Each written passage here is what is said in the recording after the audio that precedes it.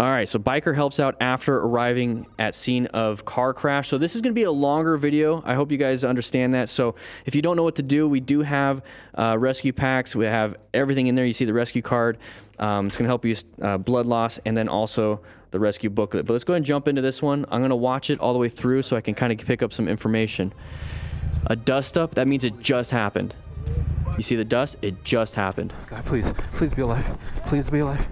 Oh God, please let them be alive. Please God, let them be alive. Okay. I'm gonna try to be quiet. Anybody alive?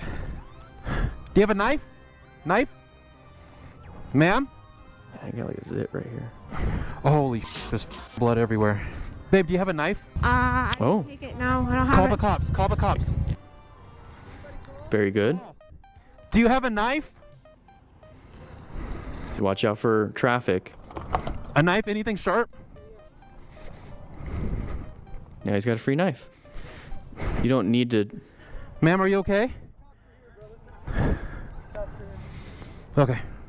He's doing great. Right there, babe. He's doing great. They're talking on their blue... Hey, that's already. Yeah. Okay, is this guy Very good. on the track? See how they're talking on their comm system and talking to each other and working with each other? It's like two people on an accident scene with radios, basically. Oops. We have Cardos. I'm gonna let them know really quick. Okay. I have some medical experience. Link in the description. Hello? 20% off, I believe. Excuse me, officer. I have some medical experience if they need help. Perfect. That's so good. So there's actually police officers on scene. They just pulled up, so I hung up because we have officers. Yeah. Very good. He's got a trauma kit. You saw the guy right here? Or at least a first aid kit. Trauma kits and first aid kits are different. Yeah, I'd put it in the grass. Whatever. That way you don't have to run so far away. Hit the upper left corner or the bottom left corner. Stand away so that if you have glass come down, it doesn't cut your hands or your hand doesn't go through. So that works. There you go. Pull it out. That's what she said. Okay, the only reason why you want to get inside is that when he said that Did you check your lots of bleeding, Is he okay? You want to go ask him really could be trying to control the bleeding because that's an emergency. Okay. So he's telling her to go over there, and if you need me, come get me. So this guy's cleaning up. That's fine. It's what he can do. Plenty of people here. Okay. Tell him to turn off the vehicle. Are you okay? Well, I'm kind of. My glasses got knocked off and I can't find them, so I can't see. Okay. Can I open my? Yeah. It sounds like the vehicle's turned off. Would you like me to? Just has the battery on. But still, turn off. You don't need hazard lights. You're in the ditch. Are you okay, sir? Like, I'm banged up. I'd be but banged up. Okay. My glasses got knocked off. I can't find them. Okay. Well, we got medical coming here. I'm just gonna. Got medical. Yeah. Just kind of talking to the patient, letting him know he's easily not an issue, but He says he's fine. you never know who caused it. Maybe he caused it, and he had a medical emergency. Maybe kind of like went in and out. Diabetics tend to do that. Hey, we finally showed up. A-frame ladder on the side. What? Don't use A-frame ladders. I think the guy on the Oh, he's getting extrication. adrenaline. Extrication. Yeah, he is. He absolutely is. But she Might have to. The dash might have to. is banged up bad. Were they able to get the seatbelt off of her? His doors. They're gonna do all that right now. Both his doors Yeah. are stuck, so You're done. we're gonna have to pry it off. Yeah. Our job is until they show up. He said he That's hit it. his head on the steering wheel. He lost his glasses, so he couldn't see. So I was trying to help him find his glasses. All right, we can go. We Did can you- go, babe. The professionals are Did here. you There's no need watch to. it happen? Yeah. There was like we were way back there, and I just saw it. Boom. Good job. Love, Nico Senpai. See it. Well, let's Great job, guys. They're here, so we're just in the way. All right. Let them do their thing. Mhm. Thank you, ma'am. Perfect. That was an amazing video. That was well handled. This whole accident scene, amazingly handled. let's just kind of go over a few things. Not much we have to, but right away, what we have here is a dust up. So the moment we see this, that means it just happened. You notice that like less than a minute later, there's no dust. So if you see something like this, it just happened. And so what we need to be doing is remaining calm because it's a really crazy incident. So let's go ahead and watch. Holy So you're starting to feel it. please be alive. So right here, you're starting to feel that. Try your best to not externalize it. Try to keep it in. And the reason why you do that is because when you speak words out in the world, in exterior, and speaking it out, and so now you're hearing it and saying it and thinking it, you're reaffirming it 3 different times. So if you just have it in your head, but then you're able to speak, hey, everything's gonna be okay. We need to remain calm. I need to ensure my own safety. I got to stop major bleeds, and then we'll figure out the severity later. Remain calm, remain calm, remain calm. Maybe say that out loud, but think like, oh crap, oh crap, oh crap. I did that as a firefighter. It's like, oh man. But then I just walked, stern face, got to do our work. Please be alive. Oh God, please let them be alive. Please God, let them be alive. Hello? So right here, what I want you guys to see, but if you see like the massive mechanism, like just the damage to the vehicle, imagine that transmitted into the actual person. You can barely see it right here, EMS dudes. I don't know if that's spider webbing on the windshield right up there, but you know, there's some spider webbing here, but that's from the airbags. So if you see spider webs, which looks like spider webs, like cracks in the windshield, like up here, more likely that's their head.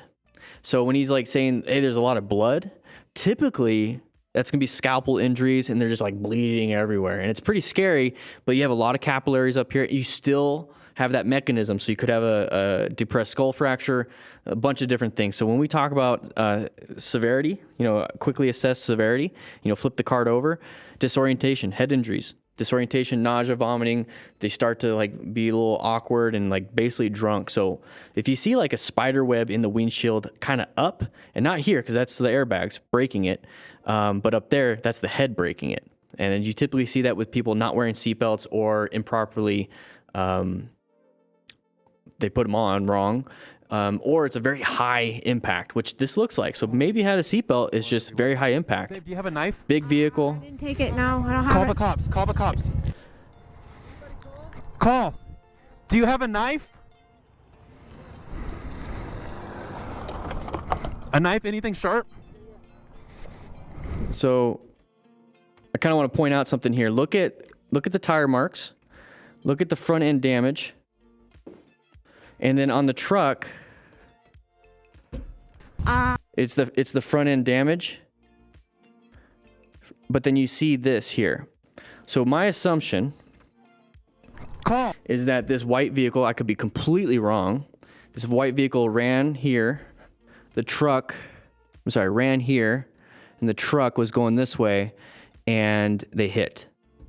So the truck probably had the right of way, no stop sign. That's why there's a massive impact. And then you have that vehicle accidentally run the stop sign or purposely, and there was a massive impact. And it kind of like hit and then hit the sides, and then the vehicle kind of came this way. The truck kept going that way because you see the damage. There's like debris over there. There's debris here. There's a little bit of tire marking here. And then if you see where it kind of ended up, you see a lot of this right here, and that could be from anything else, but you see a little bit of tire possibly. I could be completely wrong, but I love doing these little accident investigations when I come up to a scene, and it's usually after the fact, and you see how they kind of ended up here. You know, it could be either or. It could have been the truck running the stop sign, this person hauling booty. Okay. Oh, is there a cop right there, babe? All right, so we have EMS on scene. So great job. So what they were doing, now he's remaining calm. They're having communication. It's very easy to remain calm once you know what's happening. So when you're coming up to it and you're starting to panic a little bit, just understand there's only a few things you can do. It's their emergency. It sucks if they die. It sucks if you can't do anything. But at the end of the day, what can you do? And it's for you to remain calm. So call 911 or tell someone to call 911. She's calling 911. Great. Love it. That you know for a fact somebody's calling 911. The guy that's running around said he had EMS experience, and he did in his video, I think he did a full after action, at least talking about it, so you might want to check him out. So love Nico Senpai. Check him out. Look for hazards. So we have traffic. You see traffic there. Wear PPE. So he's got motorcycle gloves on, but it's porous. You don't want to deal with it. So with the rescue packs that we give you, you can pick what size gloves you want. You get 2 pairs. So watch out for. Cop? Yeah. Okay. Is this guy? Watch out for anybody coming in and hitting you. Stop major bleeds. So there's that frontal impact. Yeah, it just happened. Okay. I have some medical experience. There you go. Very good. He's got some medical experience. Hello. So you see this guy running, the guy in the blue. Thankfully, he's looking for traffic, but you see the little panic in his run. Woo, big booty Judy. Some medical experience if they need help. Bald head. That's what happens. Yeah. Police officers on scene. So she's talking to EMS, and what I would recommend is you continue talking to the dispatchers until they tell you to get off. Now you can tell them, hey, we have some police officers on scene. They can tell you then, okay, go ahead and follow what they say, blah, blah, blah, blah, blah. But what you're doing when it comes to talking to dispatch is that they're going to relay that information to the fire department.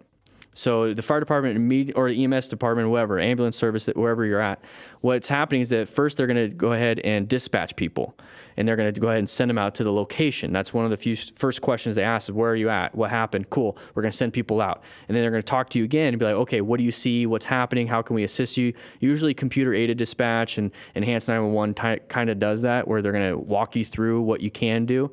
But that's what you're doing is you're continuing to talk because they might have more questions because these guys might not have all the information. They're working. They might not call it in. So you're actually helping out this situation by continuing to talk to dispatch. And that's what we have here in our rescue booklet, which comes with every rescue pack. But you can also order it separately. So how to talk to dispatch and what they're going to ask. So great little booklet. They just pulled up, so I hung up because we have Parole officers. Yeah, you get a little bit of shattering, but who knows? So very high mechanism. They can't get to the patient. Now, at this point, we saw it earlier. We saw it a little bit earlier, that right there. So, hey, smoke's coming out. No, it's steam. Or it's not even steam, it's water vapor. Steam is invisible, guys. And it's also very, very hot. But this is water vapor.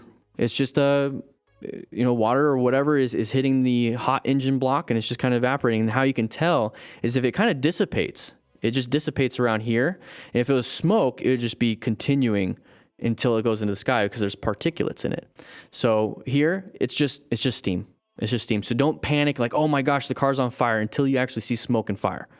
You see how it's dissipating? Honey, is that a cop? See how it's just dissipating? Yeah. It's like a bald head that's super hot in snow, in a snowstorm. It's just like.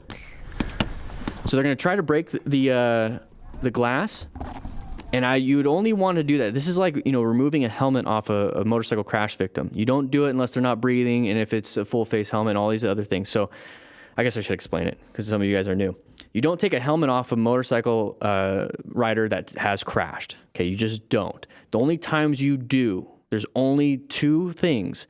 2 criteria. 1, it's a full face helmet and they're not breathing. That's it. That's it. If they have a full face helmet and they are breathing, don't take it off. They're breathing. Maybe loosen the D-ring or whatever the neck strap, the retention system is. If they have a half helmet and they are not breathing, you have access to the airway. So it has to be, the only time you take off a helmet is if they're not breathing and it's a full face helmet. So that way you can have access to the airway.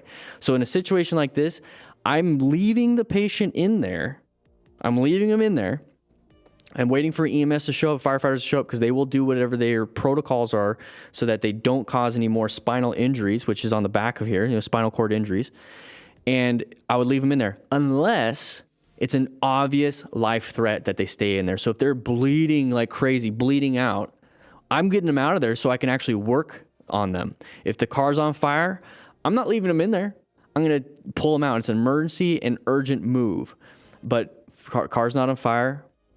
Maybe they're bleeding out. I don't know, but I would leave them in there. If they were bleeding out, then yeah, we'll get in there. We'll stop the bleeding. We'll stop major bleeds. Might have to work within what we got, but yeah, I'm not going to mess around. So I don't want to break the window. Is it not? It's not that big of a deal. I can still talk to them. Also, try before you pry. Maybe they didn't check the door handle.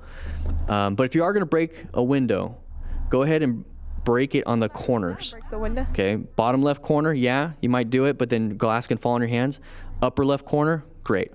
You don't want to throw it all the way through because you might hit the patient. So be very careful. So right here, this is what I'm kind of talking about. We're going all in on this one. So he's hitting, right? Look where his left hand is. It's right on the metal part, okay?